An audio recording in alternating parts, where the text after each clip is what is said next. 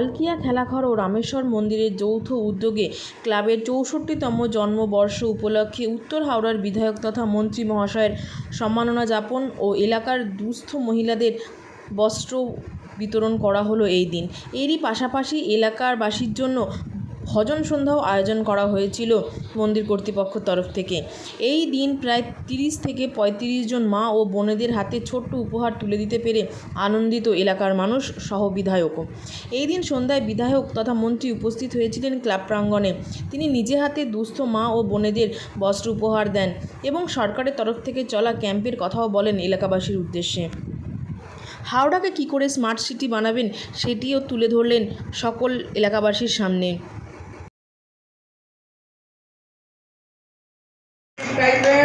পশ্চিমবাংলাকে বাঁচিয়ে নিয়েছে।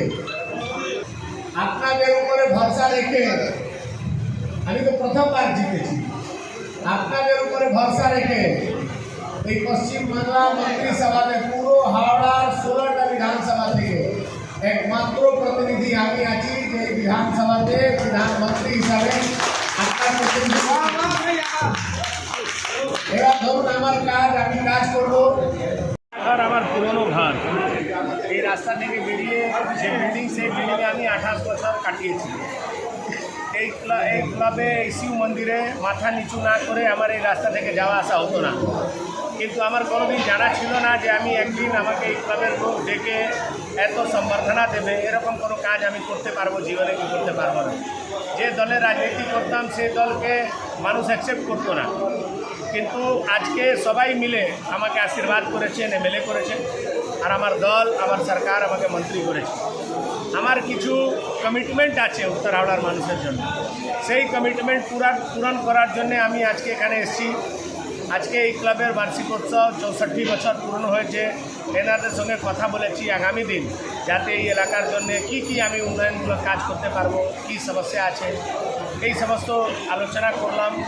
আগামী দিনও আরও বসবো যাতে এই এলাকার মানুষ ভালো নাগরিক পরিষেবা পেতে পারে, সেই কাজ করবে। এই ক্লাব বহু পুরনো ক্লাব, খুব ভালো দুর্গা পূজা অনুষ্ঠান করে সারা বছর মানুষের সেবা করার জন্য কিছু না কিছু কার্যক্রম করেন। আমাদের গোপালদা আছে, খুব অ্যাক্টিভ, ইনিও খুব সোশ্যাল ওয়ার্কার।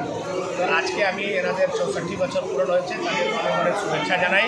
আগামী দিন খেলাঘরের সঙ্গে মিলে আমরা আরও ভালো ভালো অনুষ্ঠান করব যাতে অনেক মানুষ এই সুযোগ সুবিধা পেতে পারবে।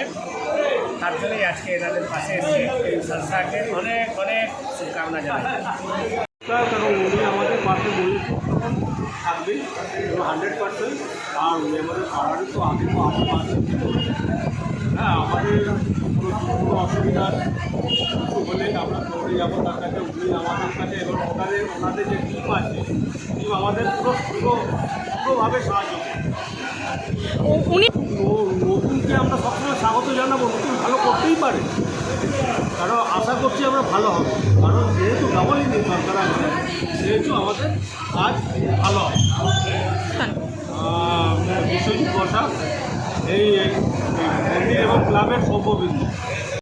আমাদের অনেক দিনেরই ইচ্ছা ছিল যে ৬৪ বছর যখনই আমরা করলাম তখনই আমরা ঠিক করেছিলাম যে বিধায়ককে দিয়েছে আমাদের এই ৬৪ বছর ধরে আমরা উদযাপন করি। আমরা সেই হিসেবে একটা ভজন সন্ধ্যারও আয়োজন করলাম, তার সঙ্গে বিধায়ককে এই যে দুস্থ মহিলাদের জামা কাপড়ের বস্ত্রদানের ব্যবস্থা করেছেন, আজকে 30 জন জামা কাপড় সেটা আমরা প্রত্যেক বছরই আমরা ছোটোখাটো কোনো অনুষ্ঠান, যে কোনো মন্দিরের কোনো অনুষ্ঠানে আমরা দিয়ে থাকি। আমাদের নেই যে 30টা হলেও দেবো, 50টা হলেও দেবো। দুর্গা পুজোর সময় আমরা 50টা দিই, তারপরে জামা কাপড়ও দিই বাচ্চাদের।